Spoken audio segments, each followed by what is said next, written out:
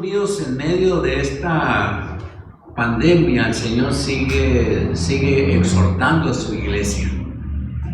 Él sigue desafiándola a que permanezca fiel, porque la iglesia no es el templo. La iglesia es la gente que hemos creído en nuestro Señor Jesucristo como nuestro único y suficiente Salvador. Entonces, no importa que los templos estén cerrados, de todas formas la iglesia tiene que ser fiel al Señor.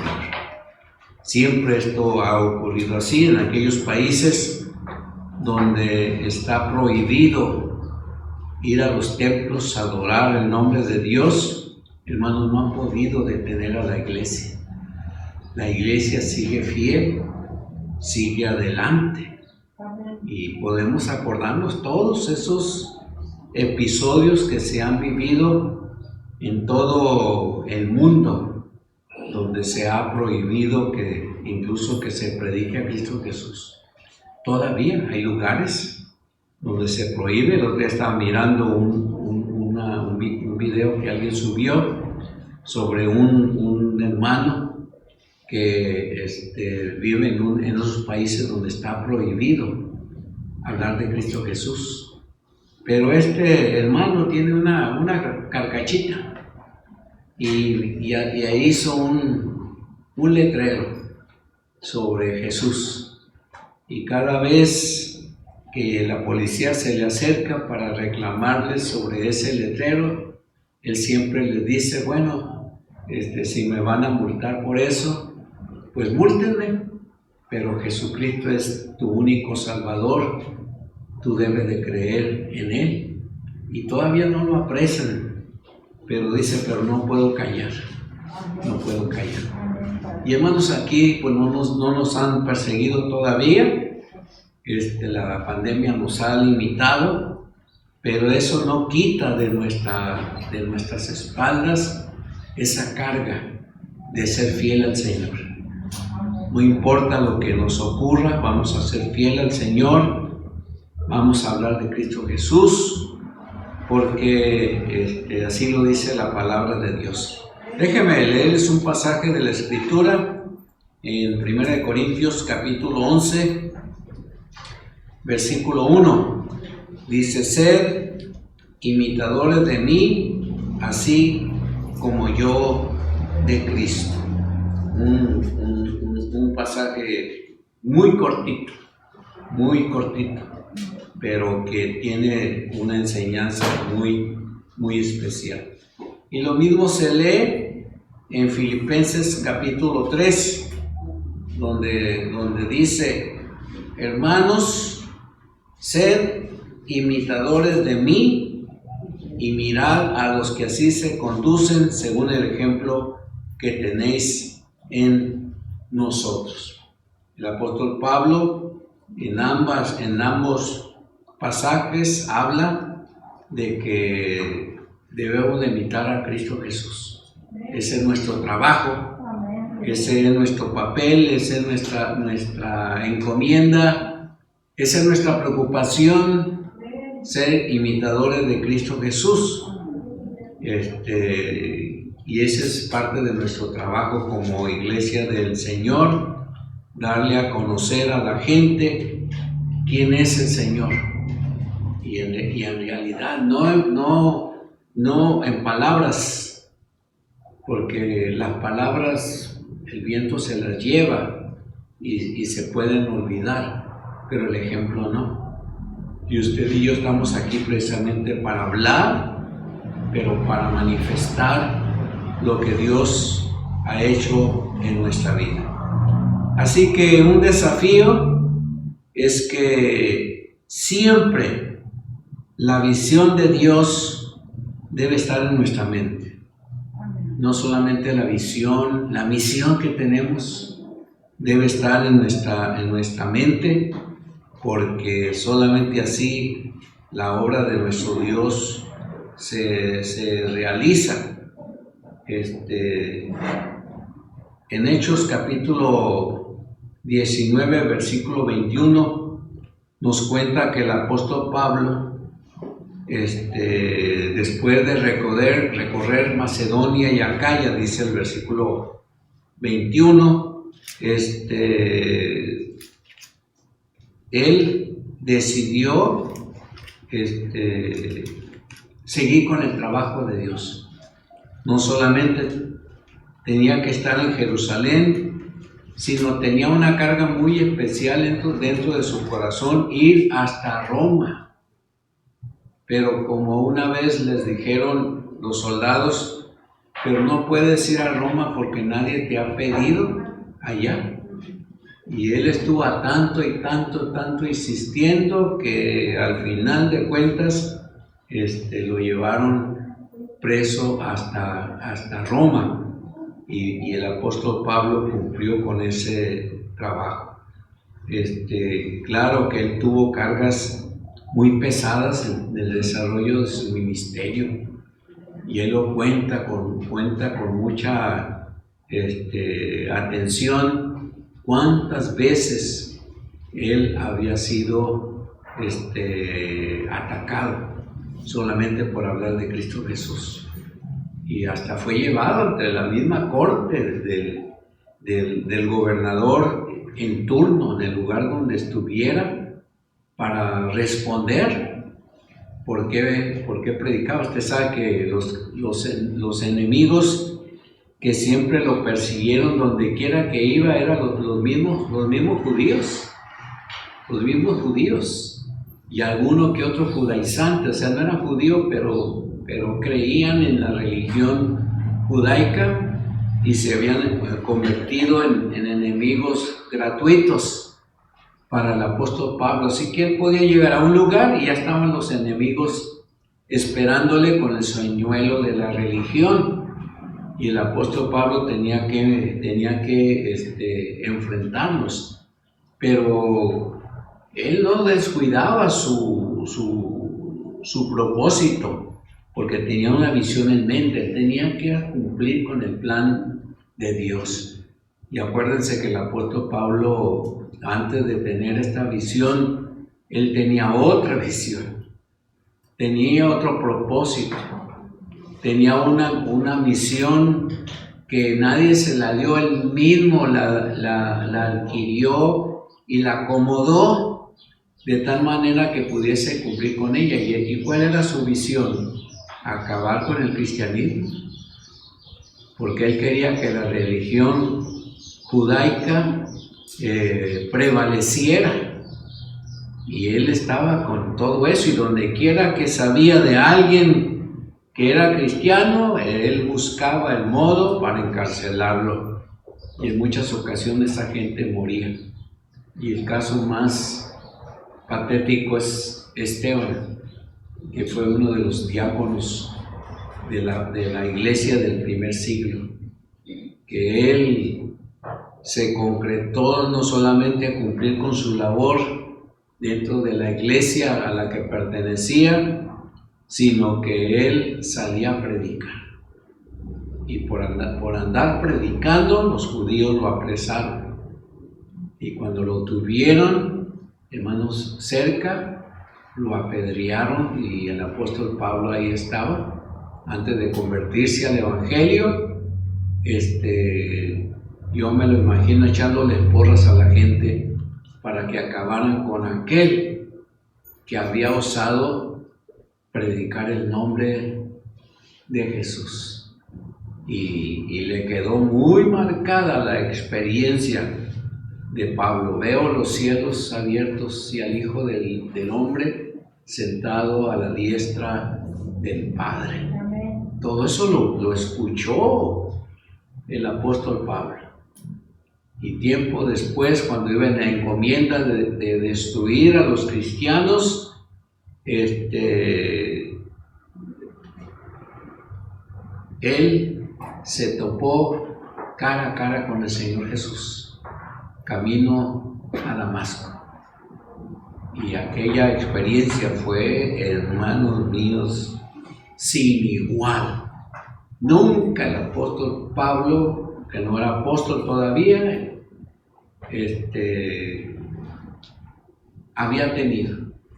Ni siquiera lo había, estaba tan enfrascado en su misión de acabar con el cristianismo que nunca pensó que él mismo sería cristiano alguna vez.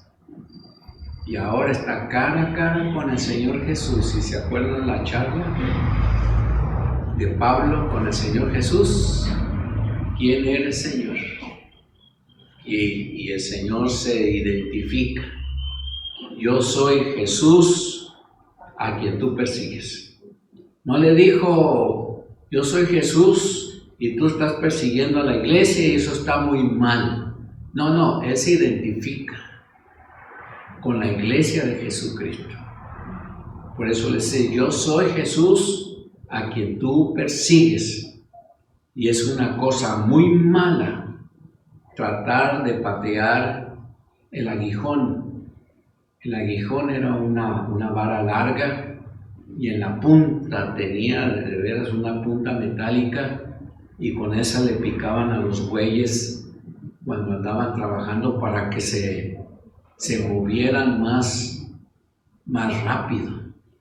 Y yo creo que en muchas ocasiones esa gente a veces se lastimaba con ese aguijón, y el Señor compara su experiencia de perseguir a la iglesia como un acto que le traería daño con él si no se arrepentía de sus pecados. Porque si el apóstol Pablo, antes de ser apóstol, hubiese seguido persiguiendo a la iglesia y matando a los cristianos y hubiese muerto, Dios le iba a llamar a cuentas por haber perseguido la iglesia. A eso se refería. Pero mire que el apóstol Pablo cambió totalmente. Cuando Dios le dijo: tienes que hacer esto y vas a ir a Damasco, a una calle que se llama Derecha, y vas a preguntar por un siervo que tengo ahí que se llama Ananías, y ahí vas a recibir toda la información que tú necesitas. Y ya vemos la experiencia, ¿no? El apóstol Pablo convirtiéndose al evangelio porque estaba tan cegado en su visión propia, en su visión personal, que aquello era como una venda pesada y oscura que le tapaba la visión de ver cosas grandes y maravillosas que Dios estaba preparando para él. Después de aquella experiencia, el apóstol Pablo fue otra persona. Por la historia sabemos que el apóstol Pablo se va a Tarso a repasar la experiencia, porque no fue luego a buscar a la iglesia no lo quería ver, así que él se va a meditar en lo que le ha sucedido, y como era muy inteligente y conocía las escrituras, todo aquello que sabía le empezó a llegar a su mente como un raudal de sabiduría y de enseñanza que quedó plenamente convencido. Y empezó a hablar de Cristo Jesús, pero la iglesia no lo quería recibir hasta que Bernabé se lo encuentra y platican, le cuenta toda la historia, todo el testimonio. Bernabé se convence que aquel hombre ya no era perseguidor de la iglesia, que ahora se iba a convertir en un perseguido, y lo llevó a la iglesia de Jerusalén. Y con mucho temor y temblor, la iglesia en Jerusalén, no el templo, la iglesia, la gente lo recibió con los brazos abiertos para escuchar de Pablo todo el testimonio. Y se acuerdan que la iglesia de Jerusalén, tiempo después, junto con Bernabé, fueron designados misioneros y salieron a predicar el Evangelio. Así que aquella visión no se le quitó al apóstol Pablo, y donde quiera que él fuese, él predicaba de Jesucristo. Y ya sabemos que todos los viajes misioneros, hermanos, fueron experiencia tras experiencia, y como dijimos, aún el mismo gobierno romano escucharon de él. Los soldados oyeron hablar de Cristo Jesús por la boca del apóstol Pablo. Así que, hermanos, ahorita pues no sabemos qué otra cosa van a ocurrir. Se habla de la pandemia va a continuar, aunque estamos en amarillo. Pues, hermanos míos, lo que ocurra, nuestra visión debe ser clara en nuestra mente. Estamos aquí para hablar de Cristo Jesús. No se nos debe de olvidar. No se nos debe de olvidar que el nombre de Jesús sea glorificado. Otro desafío que Dios tiene para la iglesia es que se mantengan guiados siempre por el Espíritu Santo.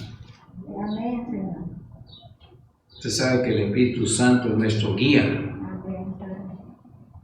Él es nuestro consolador. Él es nuestro consejero. Él es nuestro maestro. La iglesia se mueve si permite al Espíritu Santo moverla. Porque el Espíritu Santo no hace nada extraordinario fuera de lo que la iglesia permite. Dice en Hechos capítulo 20, versículo 22, dice: ahora he aquí, ligado yo en espíritu, voy a Jerusalén sin saber lo que allá me ha de acontecer, salvo que el Espíritu Santo por todas las ciudades me da testimonio, diciendo que me esperan prisiones y tribulaciones. Pero de ninguna cosa hago caso, ni estimo preciosa mi vida para mí mismo, con tal que acabe mi carrera con gozo y el ministerio para dar testimonio del Evangelio de la gracia de Dios.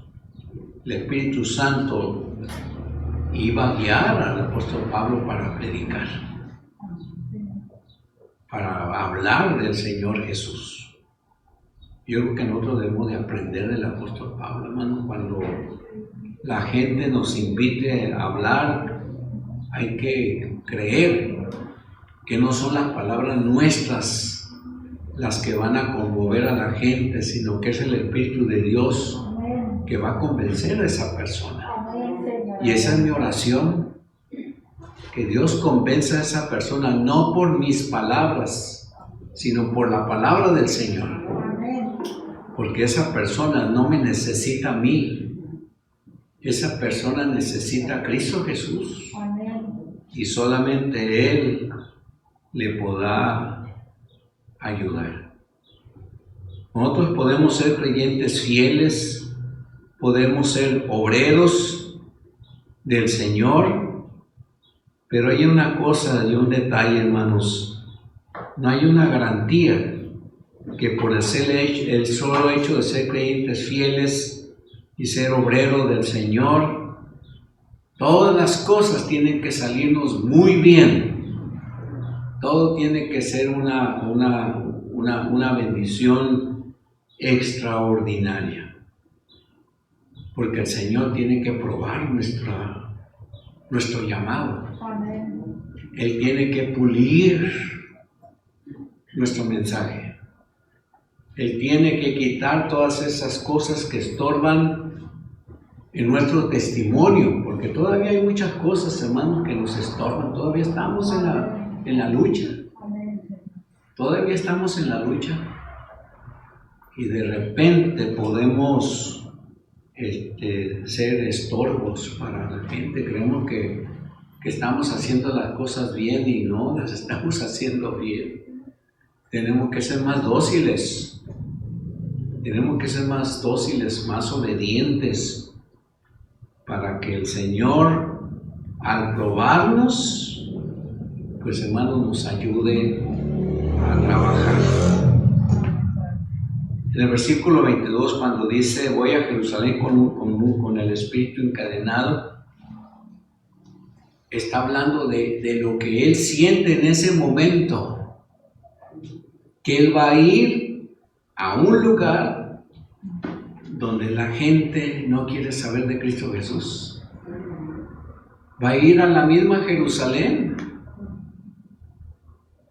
Va a ir a la misma Jerusalén. No crea que lo van a recibir con pancartas,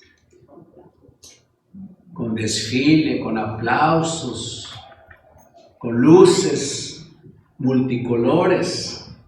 Él casi va a ir escondiéndose para que los que no son de Cristo no lo descubran y le estorben. Pero Él tiene mucha gente allá que deben de saber. Además, el Espíritu Santo se lo ha advertido. El versículo 23, cuando dice, el Espíritu Santo me da testimonio, le está diciendo que el Espíritu Santo le ha revelado que por donde quiera que él vaya, las cosas no van a andar bien para su persona. Que se prepare. No me acuerdo si en esta experiencia una vez le dijo a los discípulos que él tenía que quería ir a Jerusalén y no lo dejaron. Casi también le sucedió al Señor Jesús, ¿verdad? Cuando él quería ir allá, le dijeron, Señor, no vayas, te van a matar. Para eso he venido, ¿no? Y el apóstol Pablo dice, no, pues no me deben de estorbar porque yo tengo que ir. Y es que, hermanos, nuestro trabajo en el Señor no debe de ser estorbado por nadie. A veces nuestros familiares son nuestros enemigos número uno, porque no quieren que nosotros sirvamos a Cristo. Ellos quieren que estemos encerrados, que hagamos caso, que estemos encerrados, que hagamos más caso a lo que está ocurriendo. Pero hermanos, tenemos que hacer caso al Señor y cuidarnos en lo otro. Y el mismo apóstol Pablo en el versículo 24 está diciendo, mi vida no es tan importante como la obra de Dios que voy a realizar. Casi está diciendo, mi vida no vale tanto como la vida del Señor que voy a dar a conocer a los demás. El otro desafío, hermanos, tiene que estar relacionado con la iglesia. Ya dijimos, el templo no es la iglesia, la casa donde se reúne para orar, no es la iglesia, es la gente. Y como gente, hermanos, nos necesitamos. Nos necesitamos. Dice en el capítulo 21 de Hechos, versículo 4, y hallados los discípulos, fue en Tiro, y en Tiro dice que se quedaron ahí 7 días, y cumplidos aquellos días salieron. Todos los hermanos vinieron afuera de la ciudad. Por decir algo, si Jerusalén estaba allá rumbo a Navojoa, la gente acompañó a Pablo hasta el aeropuerto. Hasta allá lo acompañaron. Hasta los niños salieron con él. En este caso fue en la playa. Se pusieron de rodillas. En el versículo 6 dice que se abrazaron los unos a los otros. Pablo subió al barco, él estaba en Tiro, y y la gente se regresó a su casa. Hermanos, como creyentes, como humanos, nos necesitamos el uno al otro. Por eso entre nosotros no debemos de atacarnos, aunque tengamos razón por alguna cosa. No es bueno, no es agradable. Al Señor no le parece eso. A pesar de nuestras diferencias, necesitamos el apoyo el uno al otro. Y termino diciéndoles lo siguiente. Hermanos míos, entonces, que no se aparte de nuestra mente y de nuestro corazón la visión de Dios. Que no se aparte esa misión, esa carga que tenemos, porque otros conozcan a Cristo Jesús. Que permitamos al Espíritu Santo dirigir nuestra vida. Él nos quiere dirigir, pero no nos va a dirigir si no se lo permitimos.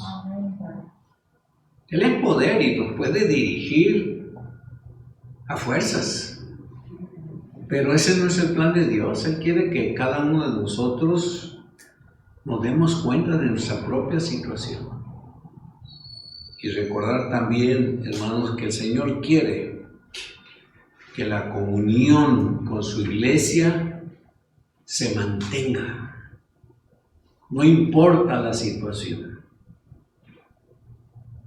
De repente hay hermanos que por cuestión de la edad, ya ve que por la edad de algunos no pueden venir, otros apenas están saliendo del problema, pero de repente me mandan recados por el teléfono: hermano, ¿cómo extrañamos no estar en el templo? Estoy enfermo, o ahora por cuestión de la pandemia me pusieron a trabajar. Solamente estoy trabajando 3 días a la semana, pero tengo que trabajar el domingo también. Yo digo, bueno, no te apures, solamente acuérdate que hay una iglesia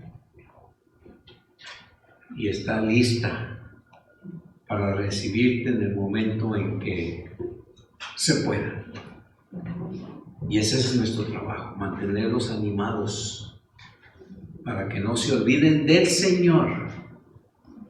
Más que nada, que no se olviden del Señor. Señor, estamos reunidos aquí en tu casa, suplicándote ayuda. Somos un pueblo ciertamente especial, pero con pruebas y con debilidades como seres humanos que somos. Por eso requerimos de tu ayuda, de tu fortaleza, de tu fuerza, así como de tu sabiduría, para mantenernos siempre en comunión, para no olvidarnos que mientras estemos vivos nos tienes aquí para ser testigos a otros, para que te conozcan a ti como el Salvador del mundo. Bendice pues a cada quien que estamos aquí. Si hay enfermedades en sus cuerpos, Señor, pues tú has de responder conforme a tu voluntad. Bendice, Señor, a aquellos que están en los hospitales y a los que están en recuperación en sus propias casas. Señor, bendícelos grandemente. A los familiares que han tenido la experiencia de ver partir a sus seres queridos, Señor, sigue fortaleciendo sus corazones, sigue alejando su tristeza y síguelos fortaleciendo para que ellos sigan creyendo que todo está bajo tu control. Gracias pues, Señor, y te pedimos esto en el nombre de Jesús. Amén.